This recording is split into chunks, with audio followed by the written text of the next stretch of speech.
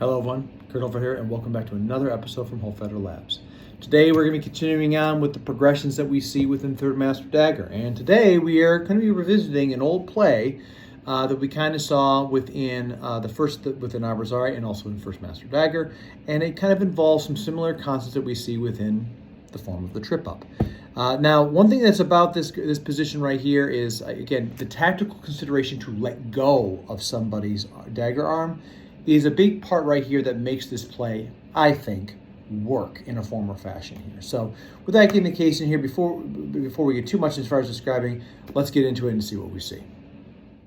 Okay, so we're going to be going into the next play of the Third Master Dagger section.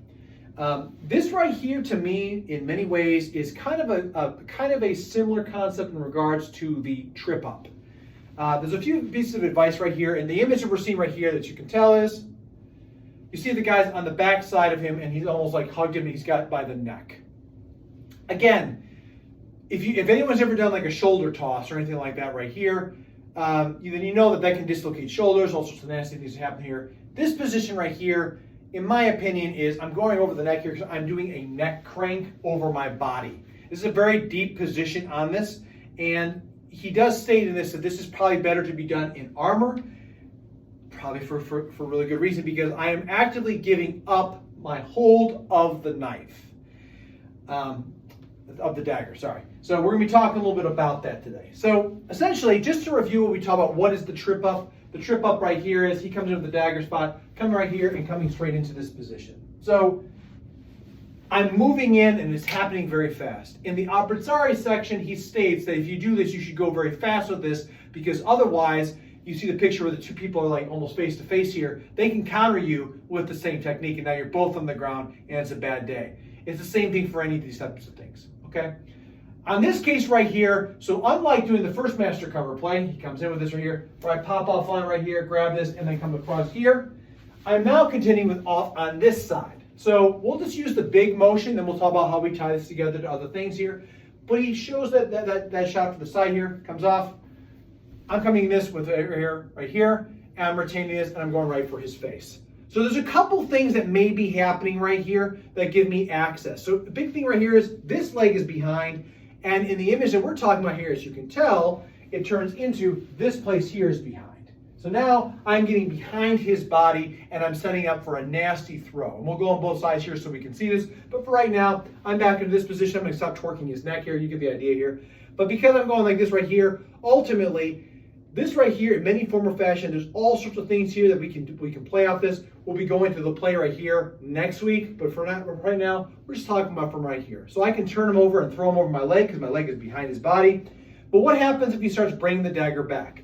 In the image, you see the dagger's like coming right here. So it almost feels like, think like a bow. If anyone's ever shot a bow before, if I hold this, he starts pulling the dagger away from me, I go like this, that gives me my access. So I'm allowing his return once again to throw him, okay? And again, whether you're a German practitioner or what I don't care about the divisive lines that we want to put out there for the titles on this, call it Fulen, call it a Visimento, call it awareness, whatever you want to call. Regardless, right here, we're shifting here. We're allowing him to open the gateway to where the opening needs to be. Okay? So, shot comes in, Third Master cover. I'm right here. I come up this way. He starts yanking the arm back with this. He's stronger than me. I let him go, and I come up right here, and I clothesline him. All this allows a motion through. Okay? So regardless of this, there could be many different reasons why for this. Ultimately, the big thing with Fiore that constantly comes up is, if he's hard this way, just go the other way, like give into it. If he's soft this way, go through it. Very later on, concepts such as mutation and duplirin, as far as how you dominate and how you give way to things. And this right here, I think, is a great example of that. So what we're going to do here is we're going to swap sides here, so you can kind of see on the back side again. Remember, his shot's going to be coming off from this side right here. I'm covering it. From this, so you can see the back side where this leg is, right? So I'm going to grab this. I'm going to push my hand here. I'm behind him. This is a trip right off the bat right here. I can do all sorts of things here, right? The moment I start pulling this right here, he's going to yank his arm back. I'm going to release it right here, and I'm going to step right through, trace the C, and now I'm at the back of his neck, and I have myself right here behind him. My leg right here is behind him this way. I'm not going to do anything, but already by me yanking it down here, that is all on his spine. And I'm going to try to throw him as hard as I can down this way so that he spins and torques. Now, when I say that, again, I will say, I gotta say this more often, this is not a modern day self-defense course. There may be some properties in this right here that are very appropriate for that use, but for this right here, remember we're looking at historical martial arts, a period of time that people, whether it be men-at-arms, people in the street, lords, whatever you want to call it, are using this. And I don't know many people, I mean, of course, people sometimes, I know, this is like a screwdriver right here. But ultimately, we're not walking around with rondelle daggers like this. Okay? So, again, now let's talk about if we get this into second master position. Once again, we'll swap here in a second. He comes in from here utilizing this side. So he's utilizing the Mandrito side here, strike to either go fendente or Mazzani against me here. And because he has decided to push through with me on this right here, I shift, roll, and turn, and now I'm back in here. And now, because he's realized this mistake, he pulls back the arm, and I'm through. It's just very, very fast in movement with this. I'm going slow with this right here because we don't need to go crazy with this thing. We're not on padded floors here. If you want to do this right here, please make sure that you have a martial arts trainer there with you and the appropriate safety equipment to do such things. Okay? So again, shot comes in, second master, cover. He drives toward me and turn across the body here. Now I'm over here. I've secured it. My leg is already in position, so he can fall right over it. He pulls his arm back, slingshot all the way across right here, and I'm behind his body, and I'm just going into the throw. We'll switch sides here one more time. And remember, here's the thing that's nasty about all this. Knowing effective strikes only adds to the spice that you can put on this. So this might be very, very similar to something else that comes into place. Maybe I come over here, I hit his arm, and that makes him go even harder across the board. We don't know. The point being is right here, we're operating off of the strike. So, second master, he comes with the shot, boom, I'm right here, he pushes towards me, I turn the body here, and by doing that, I roll down his arm. My arm's coming out here because in reality, I want to snap this as hard as I can against the side of his face.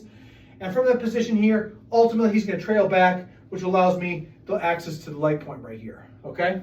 So, I head up. He pulls back, slingshot, follow him, and I'm back in this position here. And I'm going to throw him as hard as I can over my right leg. So essentially right here, this is very, very similar to rolling in and out to different positions and places right here. It's just a continuation. Again, if we stop looking at these things as like one and done plays, we might see that we have to roll and play into different areas there. But anyway, with that being the case here, that's going to conclude what we have here for this one picture. And how I see us getting to this position right here. I'm not just walking up. In this case right here, if he comes off the revezzo side, I'm not just walking like this, because here's the deal that goes right to my body. And now as I step into him, I'm on the inside here. No longer am I out on the outside. For me to get there, that means he's more time for him to have access to my arm. So he throws the revezzo shot. As I go over here, it automatically goes into the side here. Again, what's the sequence? Take the dagger away. Strike him, break his arm, bind the arm, and from here, he pulls back, throw him to the ground. Following those motions right there, we all go into sequences about that. And next week, we're going to be talking about a strike, which goes into the bind, which brings him down at the same time. So you can see with this, again, this is something that's safer to be done. He says, this would be even safer if I was in armor. Again, I don't think that means that he's just stepping across and stopping this way. I think he's saying that essentially we've set this thing up. And remember, my mentality kind of comes along the right here that essentially we've gotten to the third master. So in making first cover, I come to the second, I've gone to the third, whatever we get there. And I'm in this position where I'm about to throw, torque the neck, do all these other things right here. And the person's fighting me. So off of that first play that we have with the third master is why I think that this is a viable situation when you talk about pressure release. And like I said in there, I was calling it slingshot release, or talking about a bow. So because as a person's trying to yank this away, which is a very natural response, and we've seen it already in other portions of this manuscript where a person might be drawing back here, which gives us the opportunity to work in even deeper. This right here is just nasty because ultimately you're getting into a position. It's getting to that takedown that we see within the Abrazare and also in First Master Dagger, because we're getting behind and we have them over our leg to throw them to the ground. But their head is right here in this place, and all the torque is coming down this way. Again, you already saw a little bit there, but why is this a good practice to be done in armor? You're letting go of the dagger arm. And that might be a part right here that is like, okay, you're in this position here, so I either keep fighting this person here and try to fight something else, or I let it go, let their momentum take them, and now we're in a space where the dagger is most dangerous in play. So now as it goes back this way, this person might be overcompensating coming back. A term I'd seen in a video regarding Kali is that they always consider the return. And that makes a lot of sense to me as someone that is working with the concept of sharp armament. So if I come down this way, the return is this way right here. Yes, we can talk about all these other things here, but typically the oh God response is down, right back up where I came into the direction right there. So we always try to consider, and even if I come here, it doesn't matter. It's upwards in this direction, right? This is no different. So as I'm trying to fight this way right here, the return might be coming right back. And that's the dangerous spot right there, and why I think that Fiore is saying this is much better to do in armor than without, because you are dealing with somebody's oh God response of you getting to a position of deeper throwing, and they're going to try to get at you some form or fashion. Again, one thing that Lichtenauer talks about in his traditions is no man defends himself without danger. That's a very, very, very real thing. And Fiore doesn't say that comment here. However, knowing effective strikes is part of it, also goes along with this. So these two manuscript concepts here that talk about putting pain, compliance, threat, projection, all these other things right here is very effective to work into. And that's the part right here, especially for this. So with that being the case here, again, this is not a very big movement thing. But the complicated part about it is learning to let go of the knife. That can be kind of scary if you think about it. I mean, especially so in training, we've done this a little bit, and it's kind of scary because you have somebody pulling away from this. If this is a real sharp device right here, and the person I'm working across here is not one of my friends, my family that I train with here every week, I'd be freaking terrified. Especially when you look at how bad and long rondelle daggers are. A lot there to consider with this, and that's where once again he talks about courage. And you know, if you lack courage, and well, you may as well go hang yourself. In this case right here, if you don't take that step in that moment or try to fight and die in a spot where you can't do, well, you could find your end. So thoughts and considerations about that are kind of baked into the head. It's not just a position we move into, it's a position we work to.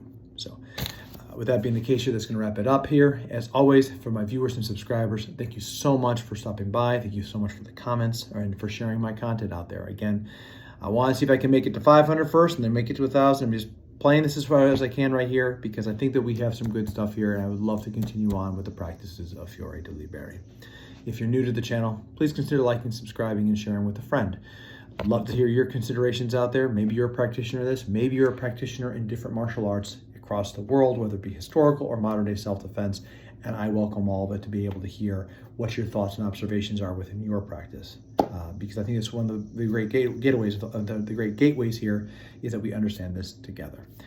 With that being the case here, until I see you, as always, be safe out there, train well, and fight on. I'll see you all soon.